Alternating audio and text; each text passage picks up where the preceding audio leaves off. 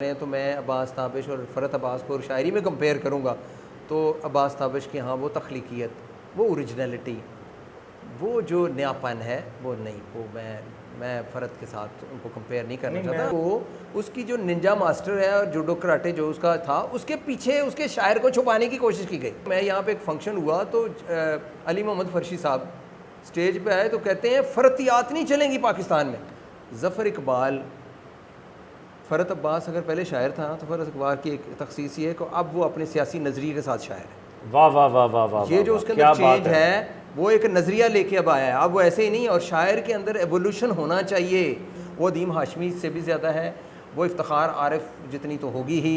और वो मैं तो फराज साहब को भी कहूँगा कि ये नहीं सिर्फ मैंने देखना कि यार किसने कितनी शोहरत हासिल की, कौन जो है ना वो इंडियन एक्ट्रेसेस के साथ बैठता रहा है और किसकी गज़लें कितनी गाई गई हैं, और कौन जो है ना उसने फैज़ साहब का सहारा लिया है अपने। और कासमी साहब तो शुरू में कहते हैं जदीद नस्ल का जदीद तरीन शायर। वाह, ये उस बंदे ने ऐसे ही नहीं कह दिया था, और उसने तो उसने वो सारे तकाजे पूरे किए हैं। जो कहते हैं कि उसने बहुत लिखा है, उसने अपनी किताब में लिखा है मैं सांस लेने के लिए लिखता हूँ, इसलिए लिखता हूँ कि मुझे सांस आए। और वो कहते सांस लो यार, इतना लिखते जा रहे हो। तो उसने कहा कि मैं सांस। नंबर 1 वो ज़फ़र इकबाल को कहते हैं कि उनके यहाँ फकड़पन है, तो फ़रत अब्बास शाह के यहाँ भी फकड़पन है। नंबर 2 वो उनका ये है कि ज़फ़र इकबाल ने क्या नज़रिया और शायरी में क्या एक इमेज बिल्ड किया, तो उनके अपने यहाँ क्या चीज़ें हैं। ये 2 चीज़ें और जो ज़्यादती है बहुत ज़्यादा कलाम की, ये 3 बातें उनके नाक़िदीन की तरफ से उनके लिए होती हैं। फ़रत अब्बास जो है, ये मैं बात बड़ी अजीब सी करने लगा हूँ, मुझे फ़रत अब्बास ज़फ़र इकबाल से तो बड़ा शायर लगता है। मैं ऐसे आगे क्या बात करूँ, कह दिया। ये लोग जो है ना ये फ़रत को देखना नहीं चाहते थे। उसकी वजह क्या थी? ये यही था कि भाई वो इतनी शिद्दत से आया सामने, वो इतनी बेबाकी से सामने आया, वो इतनी तख्लीकियत के साथ सामने आया, वो इतनी न्यूनेस के सामने आया कि वो हज़म नहीं हो रहा था।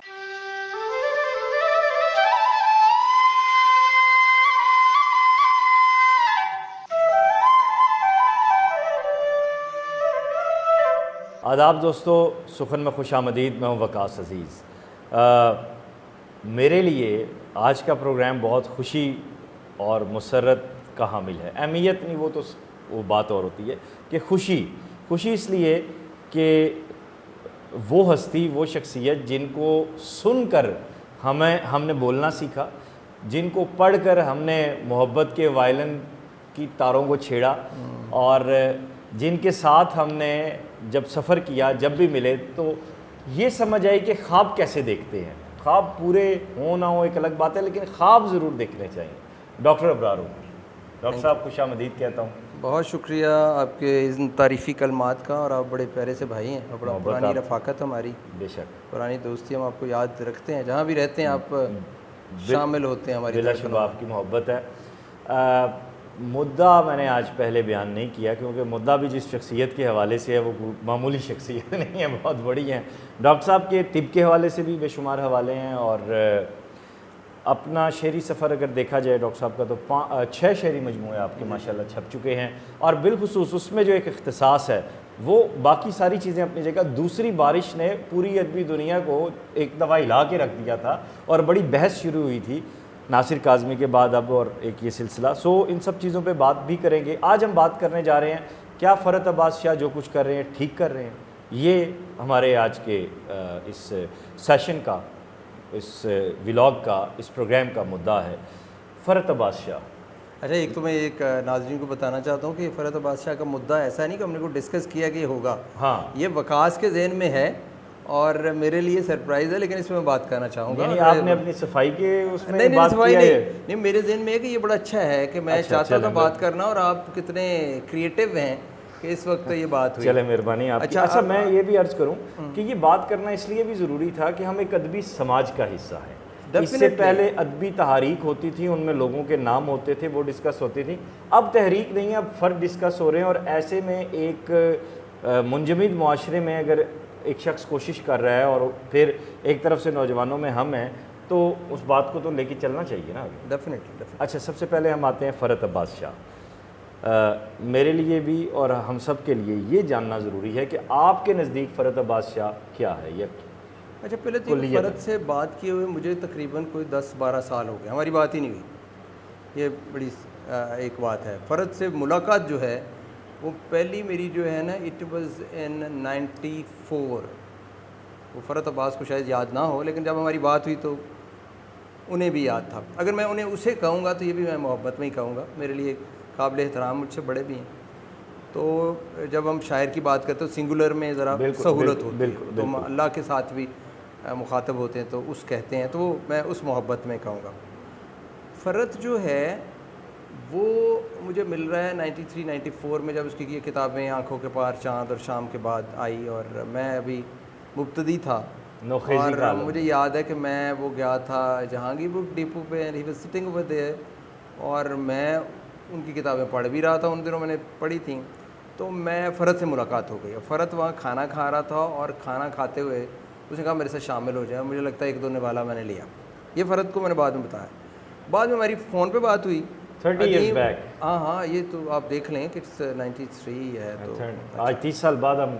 अच्छा, फ़रत जो है ना उस वक्त शायरी, तो मैं क्या कहूँ कि ही वज़ एन एमर्जिंग आर्टिस्ट था उस वक्त। उसने राइज, मुरवजा, ये सारे लोग जितने भी थे जिनके अंदर बड़े बड़े नाम हैं, जिनके भी नाम ले लें कि जो उस वक्त शायरी कर रहे थे, मैं हसन रिजवी का भी जिक्र करूँगा जो अब दुनिया में नहीं है, बाकी ये लोग भी अफजर शायर थे सारे, कुछ बाद में बहुत आए।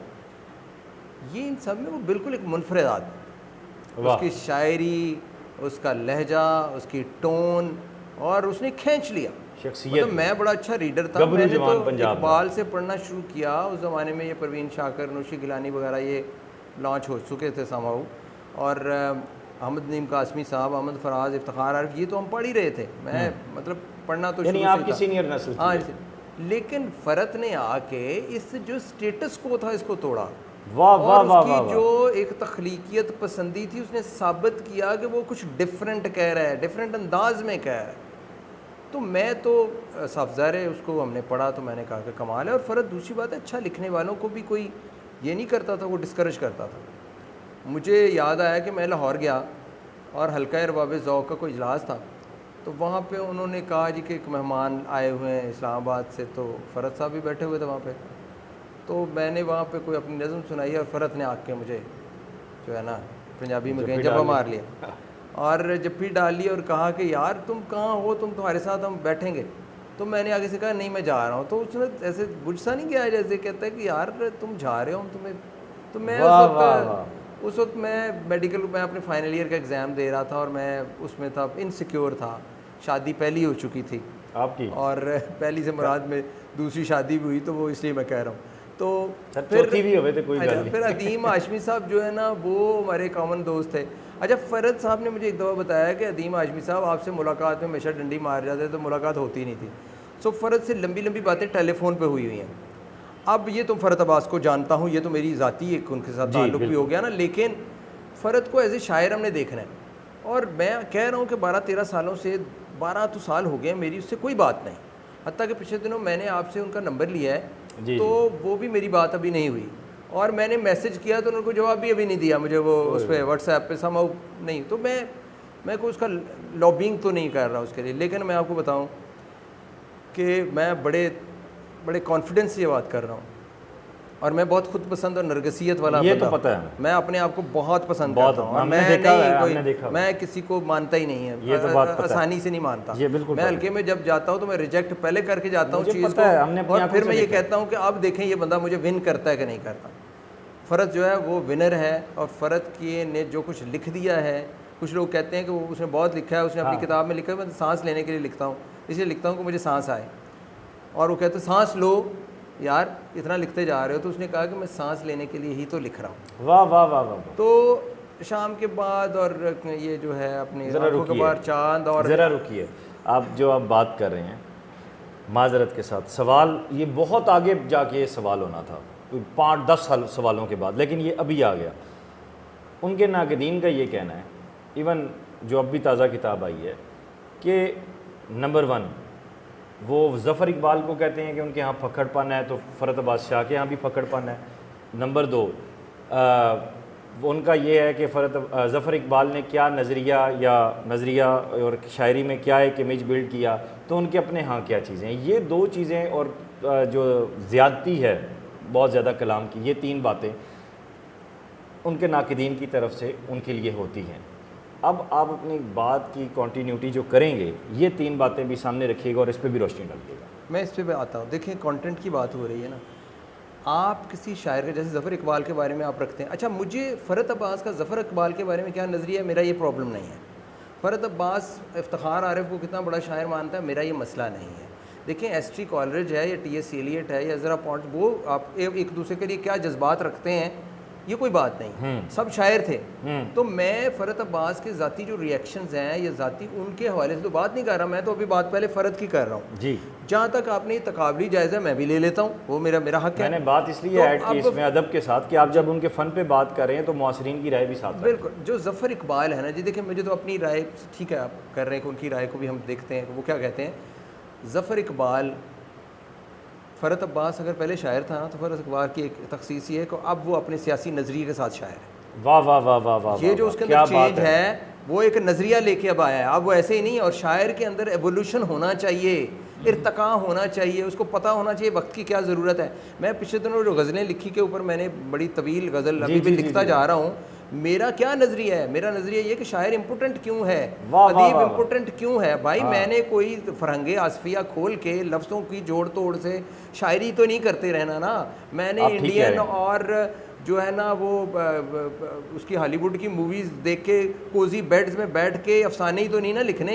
मुझे पता होना चाहिए कि मेरे मुल्क में सियासी तौर पे क्या हो रहा है, इस्तेहसाल कितना हो रहा है, अगर वो सेक्सुअल हरासमेंट है तो मुझे उसको भी मौजू बनाना है। अब यहाँ पे फ़र्क तो आपको टाइम ओरिएंटेड नज़र आ रहा है। उसने तो पिछले कुछ अरसे से अपने वीलॉग्स भी किए हैं, अपने सियासी नज़रिए का भी इजहार किया है और वो सामने आ रहा है, तो हम उसको अप्रिशिएट क्यों ना करें। वो तो हमारी बात कर रहा है, तो करते हैं और हम टोटलिटी में उसके साथ हैं। हालांकि मैं आपको बता रहा हूँ मैं 12 साल से उसे नहीं मिला, लेकिन मैं अभी आपको नंबर मैंने इसलिए लिया था कि मैं उसको बताऊं कि भाई जो आप कर रहे हैं हम आपके साथ हैं। अब रह गई बात कि किसी शायर के कलाम की, जी बहुत कुछ लिखा है ज़फ़र इकबाल ने। ज़फ़र इकबाल के बारे में आप कहते हैं, हर बंदा कहता है मैं अपनी मर्ज़ी की चीज़ निकाल लेता हूँ, मुझे ज़फ़र इकबाल अच्छा लगता है, ठीक है। मैं वैसे आपको सीधी सी बात बताऊँ, फ़रत अब्बास जो है, ये मैं बात बड़ी अजीब सी करने लगा हूँ, मुझे फ़रत अब्बास ज़फ़र इकबाल से तो बड़ा शायर लगता है। मैं ऐसे आगे क्या बात करूँ। मुझे लोग कहेंगे जी फ़रत से पता नहीं क्या कितना मुतासिर है, ये क्या है। कोई नहीं, मैं ख़ुद भी बहुत अच्छा शायर हूँ, लेकिन फ़रत ने बहुत लिखा है, फ़रत ने बहुत कुछ कहा है, फ़रत बहुत अप्रिशिएट करने वाला बंदा है, मोहब्बत करने वाला बंदा है। और अब मैं जो उसके अंदर ये जो आ गया है, तलखी आई है, ये आप मुझे सवाल करें या ना करें इसका भी मैं जवाब दूंगा कि प्रॉब्लम हुआ कहाँ है। ये अलग है, लेकिन पहले अभी जो मासरीन की राय अभी जो वो कर रहे हैं, वो आपने शुरू में कहा कि कर क्या रहे हैं, उसके ऊपर भी बात होगी, वो होगी बात। अब भाई ज़फ़र इकबाल साहब के अंदर फकड़पन जैसे आपने कहा है, तो फिर मैंने नहीं कहा, नहीं, लोग अगर अब वो कह रहे हैं दोनों के यहाँ है, अच्छा दोनों के यहाँ है तो फिर साबित क्या करना चाहते हैं। ज़फ़र इकबाल को तो पहले आप बहुत बड़ा शायर समझते हैं, तो उसके फकड़पन को भी फिर उसके बड़ी शायरी का हिस्सा समझना शुरू कर। पास नहीं है फकड़पन, हाँ है।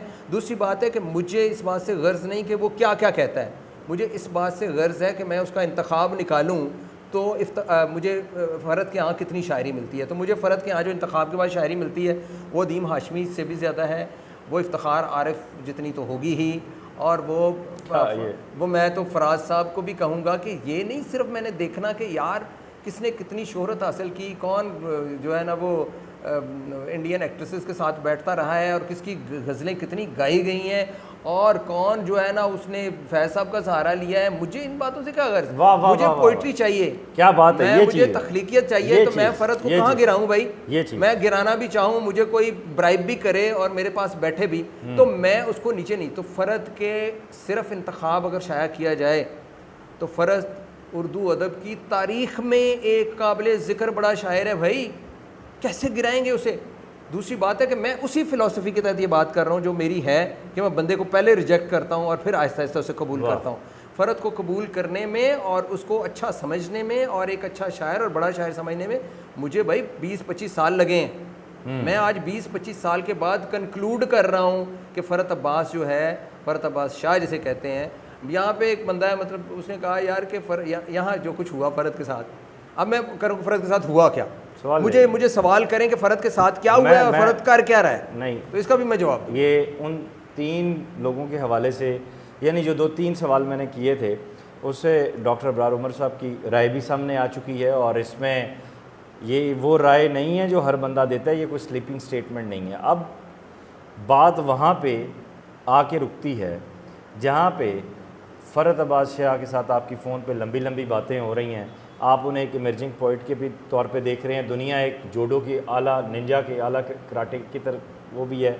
अच्छा, फिर म्यूज़िक के साथ भी बड़ा गहरा सिलसिला है, तो यकदम फ़रत अब्बास शाह गायब हो जाते हैं, ये क्या हुआ? एक मुशायरा हम सलीम जाफरी वाला देखते हैं जिसमें एक खूबसूरत चेहरे पे लालियाँ और भरपूर जवान राना गज़ल पढ़ रहा है, इसके बाद एक फ़रत आता है बूढ़ा, हाँ, और जवानी ढली हुई है। ये क्या हुआ? ये सारा सबसे बड़ी बात ये है कि ये जानना चाहते हैं। ये तो मेरा दिल चाहता है मैं फ़रत से जाके बात भी करूं और उससे मोहब्बत करूं, उसका माथा चूमूं और दोनों मिलकर बात करें। कोई मातम करने वाली बात नहीं है, रोने वाली बात नहीं, ढलना तो है हमने।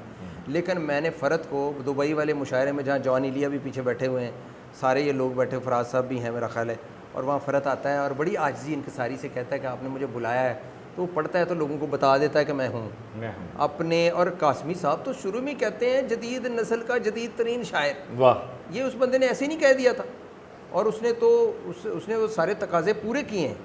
अच्छा, अब आ गई बात कि आपने कहा कि ये दरमियान में गैप क्या आता है, फॉल क्या है, मैं क्या समझता हूँ, क्योंकि मैं कारी हूँ तो मैं उस लेवल पे देखूँगा।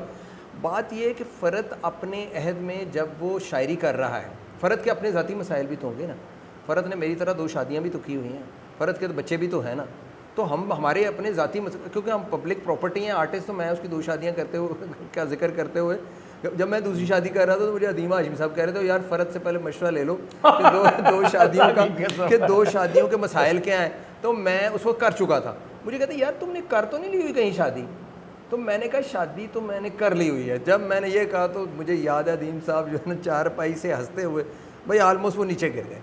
तो उससे पहले मुझे कहते रहे कि फ़रत से मिलो, तो फ़रत जब उन्हें आते थे हमारी मुलाकातें नहीं होती थी, तो मैं मतलब फ़रत के हमारे क्या ट्रेजेडीज़ हो सकती हैं, हमारे क्या समाजी मसाइल हो सकते हैं, फाइनेंशियल मसाइल क्या हो सकते हैं। फ़रत कोई लैंडलॉर्ड तो था नहीं, अब भी शायद नहीं होगा, मुझे नहीं पता, उसने को पैसे जमा किए, मेरा ख्याल है उसके पास पैसे नहीं आए। एनजीओ उसने जो किया मैं बताऊँ, मेरा जो असेसमेंट है वो फ़रत साहब अब मेरा प्रोग्राम सुनेंगे या कहीं मुलाकात होगी तो इसको सेकंड करेंगे या नहीं करेंगे, उनको सुनेंगे। हुआ या हाँ, उसने माइक्रो फाइनेंसिंग पे बहुत काम किया, लेक्चर्स दिए, लोगों को बताए, फिरा टुरा, उसके अंदर भी उसने कितनी कामयाबी, बंदे की नीयत करती है ना मैटर। उसने किसी को लूटा नहीं ना, उसने कोई सोसाइटीज़ नहीं बनाई, उसने कोई मनी लॉन्ड्रिंग नहीं की, उसने कोई ज़मीनें नहीं हथियाई लोगों से। देखिए मैं फ़रत को, वो एक शायर है, प्योर है और दर्द रखता है, इसी दर्द ने उसे बूढ़ा भी किया है, इस दर्द ने उसको, वो रिएक्टिव भी है। हुआ ये है कि वो जब शायर था या शायर है, था से मेरी मुराद, जब वो आया, आँखों के पार चाँद और शाम के बाद और उदासी ठहर जाती है और सहरा ख़रीद लाए और उसकी मोहब्बत की अधूरी नज़में, अभी जो मुझे किताब में मुझे तुम याद आती, ये जब उसकी किताबें आईं तो हम इधर उधर पढ़ते थे, तो उसको ये जो राइज तबका था टेलीविज़न वाला और जो मुशायरे कराने वाला, मैं उनके नाम नहीं लेता साहब, सर ये पूरी एक लॉबी थी जो एक दूसरे को प्रमोट करते थे, बैठते थे। हाँ जी, हसन रिजवी। अच्छा, ये सारे मैं अभी नाम नहीं ले रहा जी, ये सारे नाम आप सबको पता है, मैं किसी को अपना दुश्मन भी नहीं बनाना चाहता, ये सारे लोग यहाँ पे बैठे होते थे। नहीं, आपने नाम कह के भी कह दिया। ये लोग जो है ना, ये फ़रत को देखना नहीं चाहते थे।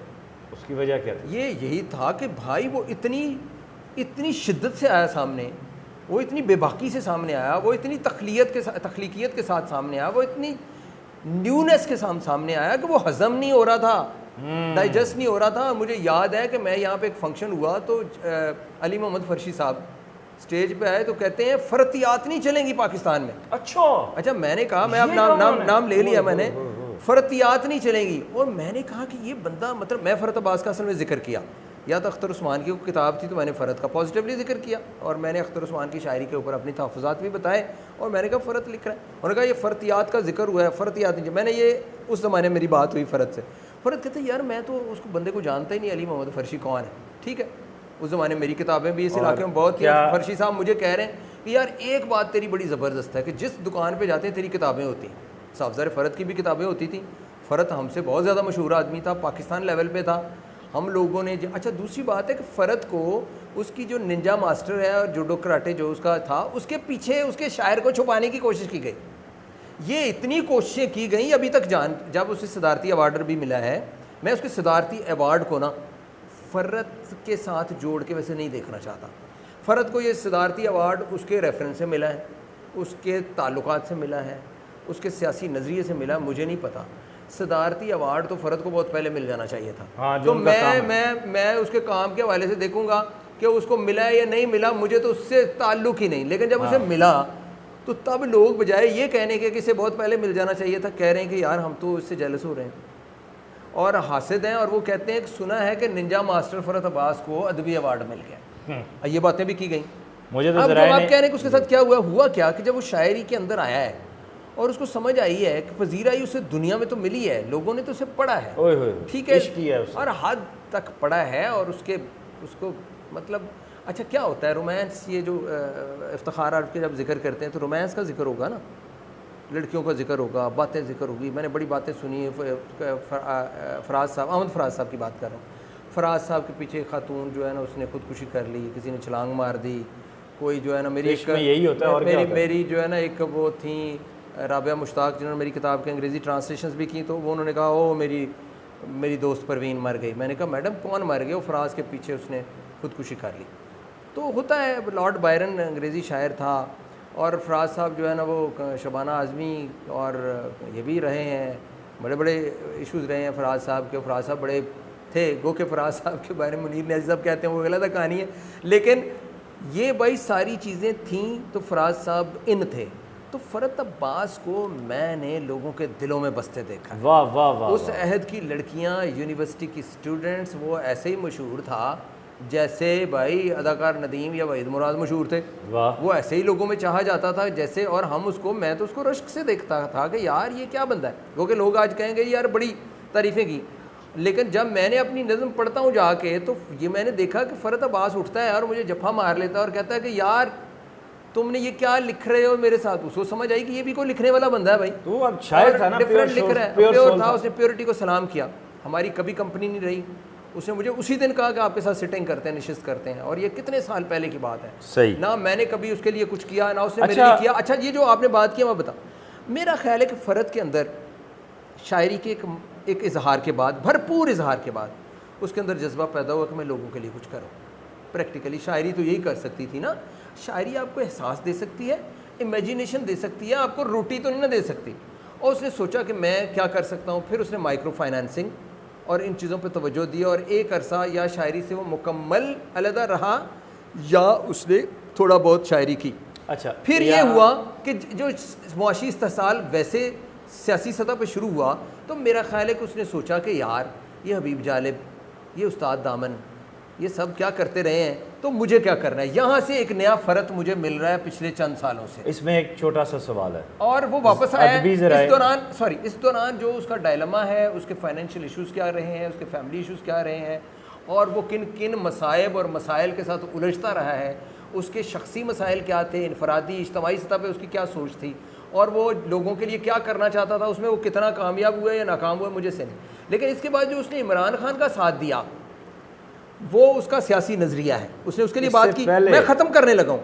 अच्छा, फिर उसने इमरान खान की मुखालफत की जब इमरान खान जो है ना नहीं कर रहा था हमारे रिक्वायरमेंट्स के पूरे, तो उसने कहा कि तुम तो वो कह रहे थे, तुमने तो फिर कुछ नहीं किया।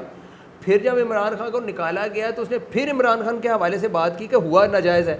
मैं ये समझता हूँ कि ये जितनी भी फ्लक्चुएशंस और एवोल्यूशन था ये उसके सियासी नज़रिया है, और मैं फ़रत अब्बास को बड़े हाई मकाम पर रेट करता हूँ। अब आ गई बात, अगर आगे क्या पूछेंगे कि आजकल क्या कर रहा है तो नहीं, अच्छा, उससे पहले पीछे है सब बात जी बहुत ज़रूरी है। दरमियान में अदबी ज़राए ने मुझे ये बात कंफर्म की कि एक बंदा लॉन्च होता है, उसका नाम अब्बास ताबिश है। अच्छा, प्रॉपर प्रोपोगेंडा होता है, सारी चीज़ें होती हैं, तमहीद आती है, उसको कैसे अखबारात पर पहुँचाया जाता है, एक पूरी लॉबी खड़ी हो जाती है, और फिर फ़रत अब्बास शाह माइनस हो जाता है। सरकारी मुशायरों से भी, इंटरनेशनल मुशायरों से भी नाम भी कटवाए जाते हैं चीज़ें। ये सब आपके नोटिस में है, आपको पता? पहले तो मुझे ये नोटिस में है, मेरे ख़्याल में सिर्फ अब्बास ताबिश नहीं, मुझे तो नहीं पता अब्बास ताबिश की, अदरवाइज़ मैं रिस्पेक्ट करता हूँ, उन्होंने मेरी किताबें छापी, मेरी दोनों किताबें पहली अब्बास ताबिश ने पब्लिश की। लेकिन अगर आप शायरी की बात कर रहे हैं तो मैं अब्बास ताबिश और फ़रत अब्बास को शायरी में कंपेयर करूँगा तो अब्बास ताबिश की हाँ वो तख्लीकियत, वो ओरिजिनलिटी, वो जो नयापन है वो नहीं, वो मैं फ़रद के साथ उनको कंपेयर नहीं करना चाहता, कंपैरिजन शायरी का नहीं करा। अब आ गई बात के लॉबिंग। हाँ। भाई लॉबिंग अब्बास ताबिश ने कितनी की है मुझे तो नहीं पता, लेकिन ये सारा जो पूरा एक स्पेक्ट्रा है, ये पूरा जो माफिया है, इन लोगों ने तो नए लोगों को नहीं आने दिया ना। और फ़रत अब्बास तो इनके लिए एक बहुत बड़ा बैरियर था, बहुत बड़ा मसला था, तो फ़रत साहब को तो इन्होंने नहीं आने देना था। तो ये मेरा ख्याल है कि ये एक बंदा नहीं है, ये अगर आप इस्लामाबाद में चलते हैं तो मैं आपको बता दूंगा। अच्छा, मैंने जहाँ जहाँ जिक्र किया, हाँ। फ़रत अब्बास को अकेडमी ऑफ लेटर्स में बैन, फ़रत अब्बास लाहौर मुझे नहीं पता कहाँ कहाँ बैन, मुशायरों में बैन, टेलीविज़न पे बैन। तो क्या मतलब है? फ़रत अब्बास तो हालांकि ये सैयद फैमिली से ताल्लुक़ रखते हैं, और हमारा ये बड़ा मुकम्मल ये बात है कि ये जो मीडिया इसके ऊपर आपको पता है सैयद फैमिली के और शाह और हमारे जो अहले तशी भाई हैं, ये बहुत ज़्यादा इन है, ठीक है। लेकिन उसके बावजूद वो बंदा बैन था हर जगह से। इसलिए था कि जेलसी और हसद का ताल्लुक किसी मसलक से थोड़ी था, वाह, उसके शायरी वाह, के वाह, मसलक से था, हाँ। उसके जो है ना तख्लीकियत के उसके मसलक से था कि भाई हम तुम्हें नहीं आने देंगे, और वैसी शायरी तो नहीं हो सकती थी, तो उसे दबाया गया। और ये जो अभी रिएक्शन है, अभी जिसकी तरफ शायद हम आएंगे, वो रिएक्शन फ़रद का जो कि ओवरडू कर रहा है। आ गया वो सवाल आ चुका है, वो सवाल यहाँ आ चुका है।